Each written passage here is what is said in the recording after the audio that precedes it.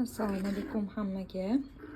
Bugun bizda shunaqa kasha tayyorladim. Suvga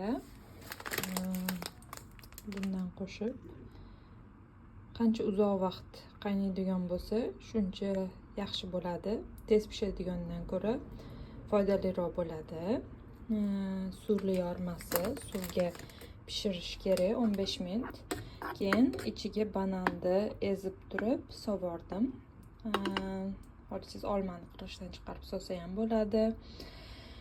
Keyin bu giy yog'i, toplonniy masla juda ham foydali. Bo'tqalariga qo'shsa bolalarda. Bugun birinchi marta yer yong'oq allergen bo'lgani uchun kiritmoqchiman. O'shaning uchun mana yer yong'oq pastasidan ozgina aralashtirib yubordim. Allergen bo'lgani uchun aralashtirdim. Hozir endi sovishini kutyapman. Xohlasangiz shunday qoshiqda berish ham mumkin yoki bo'lmasa sovigandan keyin qo'yavroq bo'ladida.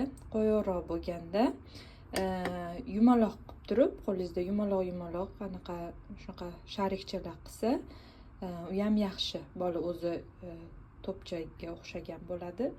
Bola o'zi bemalol qoshiqda deyman, qo'lida olib yesa bo'ladi yoki shunday bersiz, o'zi qoshiqda olib yesa ham bo'ladi. Yana ideyalardan bunga misol uchun chiya ham sovorish mumkin. O'sha qaynatayotgan paytda chiya bilan qo'shib qaynatsa ham juda ham foydali bo'ladi. Keyin o'sha yumaloq qilgandan keyin bola osonroq ushlash uchun agar kokosni kukuni bo'ladigan bo'lsa, o'shani ham sepib yoki kunjut ham sepib bersa ham bo'ladi. Yeyishga, ushlashga oson bo'ladi. Kunjut allergen bo'ladi. O'shaning uchun allergenni ehtiyotkorlik bilan kiritish kerak bo'ladi.